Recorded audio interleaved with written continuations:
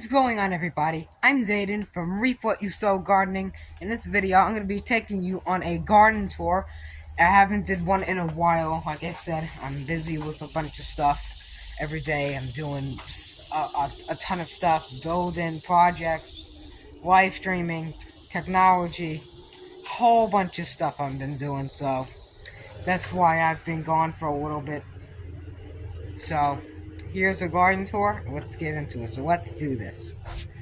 Before I start off this video, I want to say thank you so much for stopping by and checking out the channel. If you're new and you have not subscribed yet, please consider subscribing. It helps me heaps because my subscribe count hasn't even gone up in almost a month. So I want you guys to help me out by giving me some subscribers and likes. So thank you. Let's get back to the video. This is my Charlie Brown Christmas tree, and for some reason every time I talk my ear keeps popping, which is annoying. So now I'm gonna have to go to the hospital, which I've been needing to do in a freaking long time. So Charlie Brown Christmas tree, it's in the patio and it's just growing here. I actually got it from the park because it was growing wild in the park. So here is our cucumber vine trellis, and we got some nice cucumbers on them. They're actually growing pretty good. So hopefully we'll get a good bumper crop of cucumbers on this one trellis. So you can also see over here, there's some tomatoes. These are cherry tomatoes. Here's a truss of them. They're growing really good. And I kind of do lazy style with these tomatoes. Look how, guys, you think that you gotta have big plants to get tomatoes. Look how big this plant is, okay? This is not a joke, and it's got a tomato on it, okay? It's not even long as my hand, and it's got fruit on it. So that is a miracle. It's a miracle, miracle. Job was back to come, miracle. I'm gonna get freaking copyright, of course I am. So, here's a Concord grapevine. It's doing really good. It's actually, since we got so much rain, it's been coming back, and it's been doing really good. Our lunchbox peppers, people have been demanding for some peppers and cucumbers. Tomatoes is like very, very demanding. It's almost like riots. Sorry, I mean not that much, but people have been demanding me for tomatoes too. So we got these nice long straight 8 cucumbers. And these don't look like they're going to be deformed, which is great. So I want them to be very long. That's why I like growing them on trellises. And they don't get diseases that easy. I mean, you may have a little bit of a dead leaf here and there. But at the end of the day, they'll be really nice long cucumbers and really nice and sweet too. So, oh yeah, I forgot to show the sweet potato heaven. This is new sweet potato heaven. That's a view satellite up there. Actually, here's like a little fourth wall break. I actually brought it out of my closet because I was cleaning my closet. That's my old 300, and that's a 500. So, here is the sweet potato heaven. Not normal potatoes. You got a sweet potato. Purple sprouts come out the sweet potato. I cut it up and left the sprouts on it. Planted those sprouts when they weren't even an inch long. Look how much sweet potatoes we're growing. We're growing tons. Tons and tons.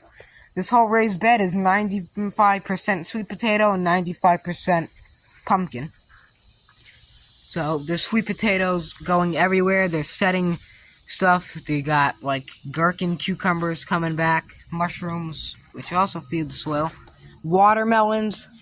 These sweet potatoes, if you bury the vine, you're just gonna get so many sweet potatoes. It's not even funny anymore. You're gonna be swimming in sweet potatoes. Okay, so you're probably saying to yourself, what happens if they cross-pollinate with, Asimenia trilob... Wait, no, that's a piece of crap. No, the air potato, the dreaded air potato, the poison one. They can't cross because, number one, they're not even morning glory. Sweet potatoes morning glory. Number two, I don't even think those air potatoes even have flowers on them. Please correct me if I'm wrong. But, yeah, they're not really going to do anything. Don't grow sweet potatoes from really seed, because I think they do make little pods. They do have beautiful flowers, though, so if you want them for ornamental, now they already do sell ornamental varieties at the big box stores, and you could buy those sweet potato varieties just for like planting around your yard or anything. But if you want to actually eat a good crop, grow normal sweet potatoes. This is a mini Italian bed, which is absolutely, this is embarrassing. The Italian bed a couple years ago used to be that. We got oregano and parsley. We did have a couple of tomatoes, but this is kind of like Italian portal. This is normal potatoes, the nightshades, the eggplant tomato relatives.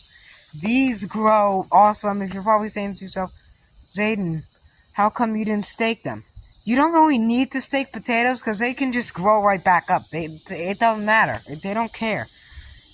These will grow right back up anyway, so if these were just standing up, these probably just be crinkled and all messed up. So these are just coming back up anyway. It's like a nice little shrub, but at the end of the day, when the shrub dies and goes away, you'll be feeded with so many potatoes, it ain't even funny. You can sell something, it's so good, the homegrown veg, that you don't even want to share it. That's how good it is.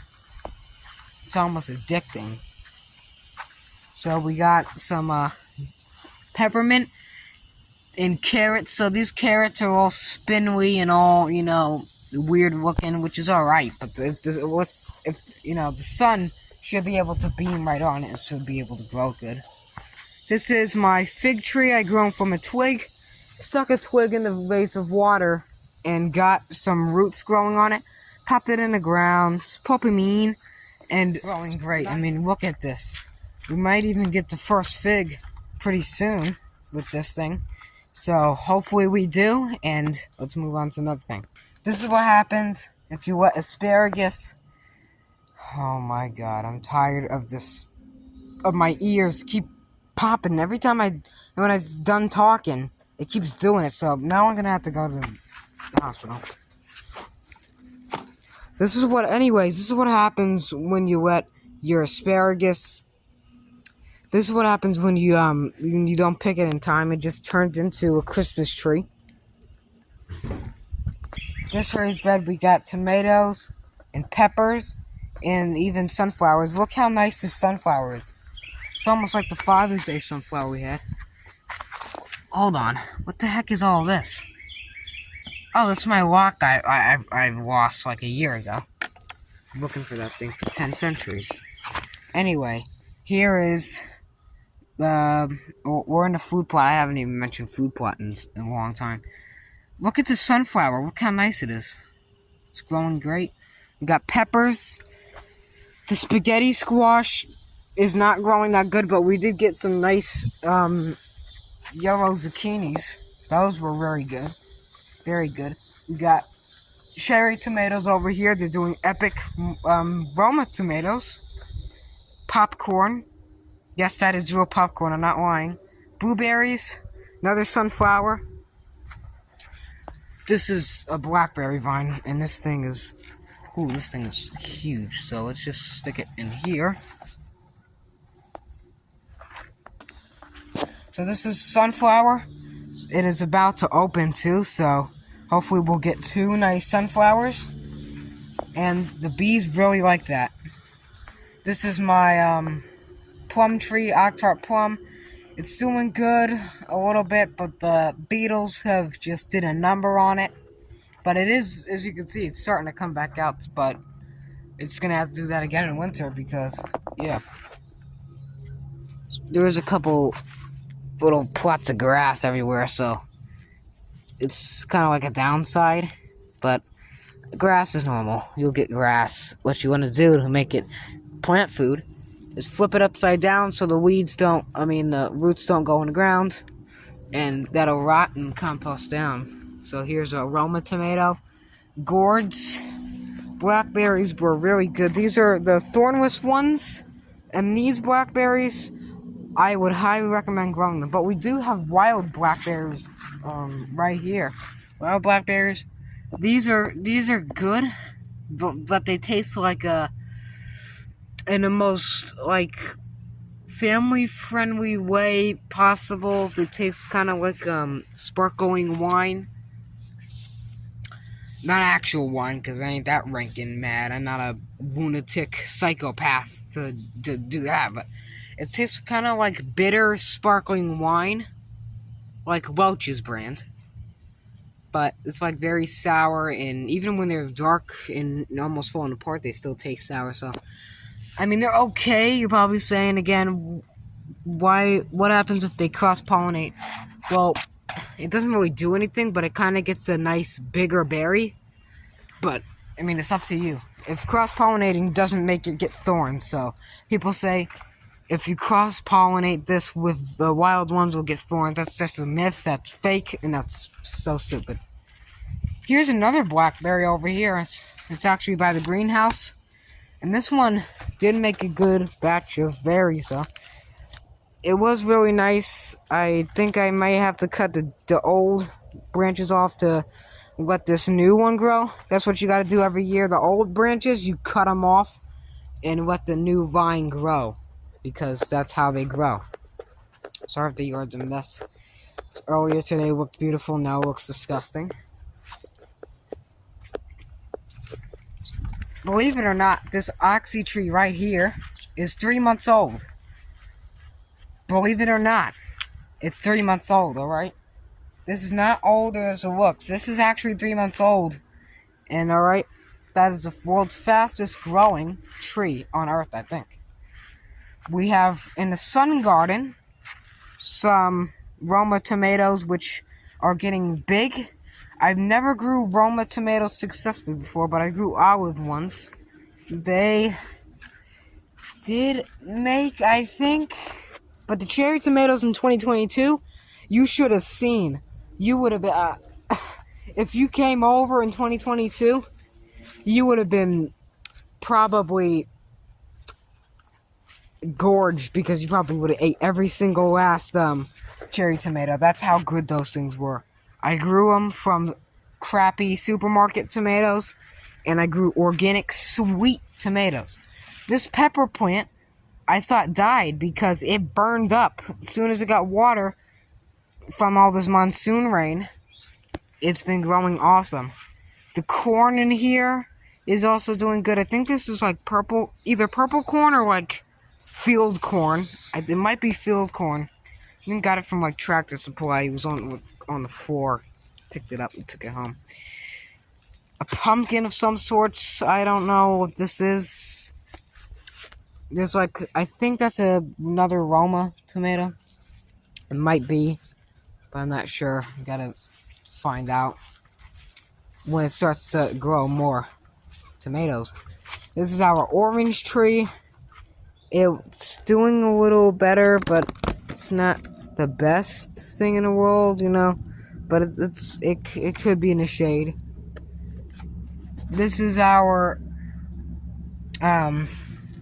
what are these? Whoppers, Parks Improved Whopper tomatoes, which kind of resemble a Roma tomato. Yeah, they kind of resemble one. So the pumpkin vine here sucks. It is terrible. It's almost like Cablevision terrible. I mean, this is garbage. Garbo. This tomato vine over here is absolutely, it's toast. I might have to take it out. I don't know. It's toasted. This pumpkin vine, you give it food, give it water, everything. It gets a fruit on it. The fruit dies and falls off. Last year, we had the best pumpkin thing. It was almost like weeds every time you grow pumpkin last year, but this year is just terrible. I mean, come on. Give it a break. Cucumbers we're wetting on this vine, because this vine I think is done for the season, because it's been so hot in here that it's just said screw it and just gonna burn. So I'm gonna let these get like almost red, because they have perfect seeds in them, and you can sell those seeds either online or use as planting again. So stuff, if you like pull clover out of the ground and throw them in the greenhouse, don't, because it's a perfect environment for that to start rerooting. And that's like a weed. So, same thing with oxalis. So, you can just get that out. So, everything's doing great on the homestead so far.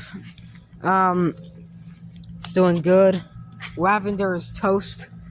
You guys remember back then when this area used to be like, I don't know, but it wasn't that good. Oh, look, a little skink.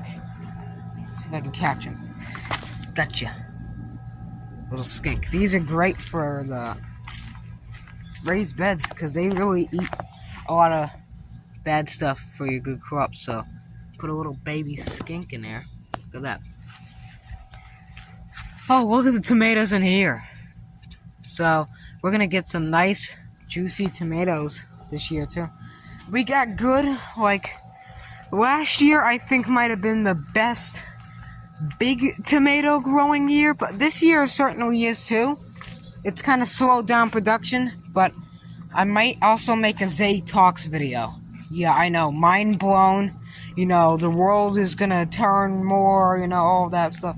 Yeah, I'm making a Zay Talks video. I haven't made one in almost a year, so if you're ready for Zay Talks, like I said, like, comment, subscribe, and I probably will make one right after this video. If I can set my phone up correctly. I think I can, so. There won't also be, if you're interested, there won't be any, premiere videos or anything tonight at 12 like I used to do. Because I might go live with a couple friends, so. On my second channel, Dish 500 guys, so. That channel is getting a lot of attention as well. So like I said, everything's doing great so far. And if you want to see more, I got a couple shorts on YouTube too. With the update today. So hope you enjoyed this video. Like I said, like, comment, subscribe, share, and I'll see you guys next time. Keep on selling.